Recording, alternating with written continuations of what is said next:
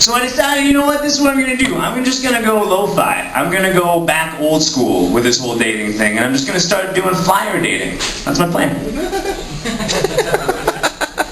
Hear me out on this one, guys. Hold on, I'm just going to put this down because you need the full picture here.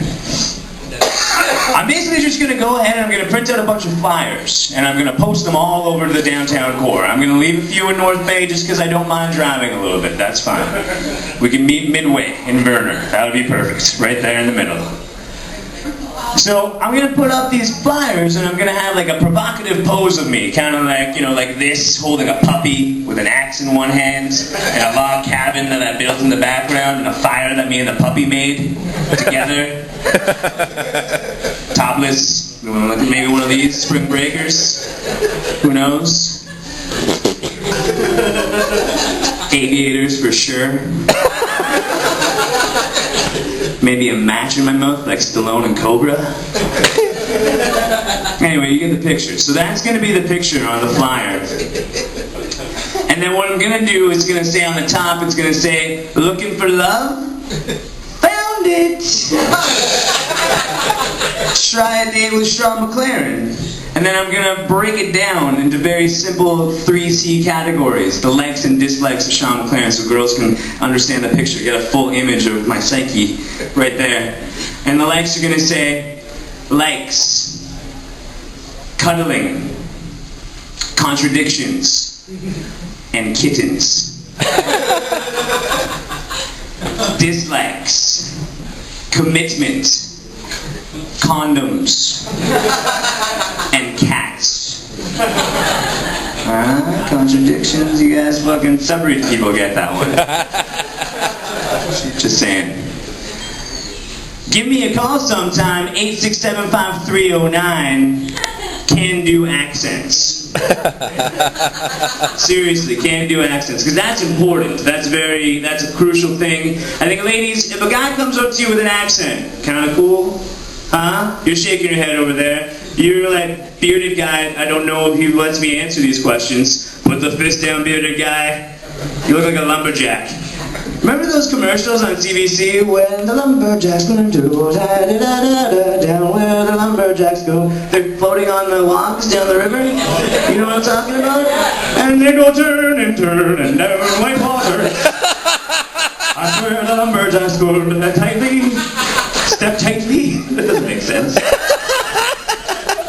But you sir look like that guy. But bald. And in a better jacket. Can flannel guy and you switch just for a sec? Just it would be much more appropriate with that beard for you to be wearing the flannel. It would be awesome. But going back to the old accents things, ladies, if you're looking like, for instance, Santa, you're not with the flannel guy, so I could use you as a test subject in this one? Okay. So Santa, you see me at the end of the night here at the Raven Republic. It's 1:30 in the morning, you know. Options are limited. Slick's on his phone. Okay? Clayton and his wingman are going to play Pac-Man somewhere. You know? Just me and you. And right now, you're thinking, you're like, he's kinda cute. Maybe if I get a couple of Jaeger bombs, yeah, let's do this. Yeah, keep them coming, keep them coming. But what if I came up to you in an accent? You know, so, okay, so let's try an Irish accent. What about an Irish accent? Hey, I'm a Raven in the Republic right now. So if I come up to you and I say at the end of the night, excuse me, I'm sorry for bothering you right now, and I don't mean to be forward about that. But when I was coming across from Ireland on that boat, this wee little raft that I constructed out of Guinness cans, there's a star in the far distance. And when I looked at it, it reminded me of coming home. And when I look in your eyes, it reminds me of that star. And if I could be so bold, may I buy you a drink? Huh? Red? Done deal? Black. Perfect. somebody order her a roofie colada now so she doesn't remember that for later? Bartender? But the thing is with accents is that when you're drunk, ladies, no matter what a guy's saying in an accent, it sounds great. Because really what I was saying to you was, "Oi, you've got great tats!" "And my car's about back." "Hey." Slick.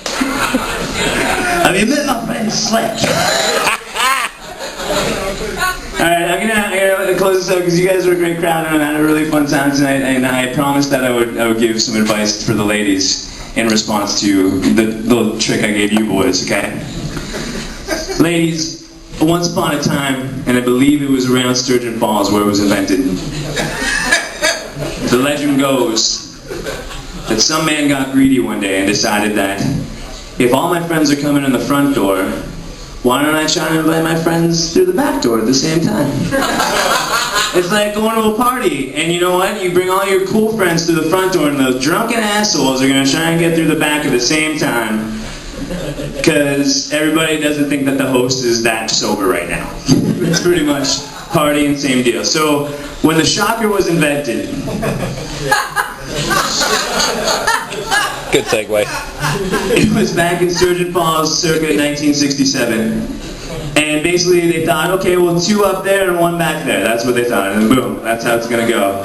And no one's going to notice and she'll love it, right? Not true. I have scars to prove this. So, ladies, take it from me when I say this is your best defense, okay? Because a strong offense is a great defense. So, when your fella, or the new guy that you happen to take home with the accent tonight, decides that he's going to invite his boys to the party, you stop that and say, "Baby, you do so much for me as a lover, okay? You pleasure me so well, please let me do something for you." So you lull him into a sense of false comfort on his back. And ladies, I don't know if everybody remembers this, but we used to have arcades and they would have a Street Fighter 2 game there. And Street Fighter 2, you would have to use the joystick vigorously, back and forth, leaping all over the place, to get Ryu or Ken to Hadouken. A blue fireball. Goodness. So imagine that you're playing that game back in the day in the arcade, and you're getting into it, and fucking Dawson or Blanca or whatever one of the cunts you fucking decided to fight is kicking your ass. And all of a sudden, all you want to do is make that Hadouken happen. So, what you do is you imagine that the game has now froze and your coins are stuck in that game. So you gotta basically like keep with the joystick, but also at the same time try to get your coins out of that machine. Because you don't want to lose this one. You're almost there. And remember, keep playing, because if you don't keep playing, then you're not going to win. And ladies, if your man Hadoukens, well, go find one of my flyers and call me, alright? Thanks a lot, North Bay. You guys have been great. Cheers.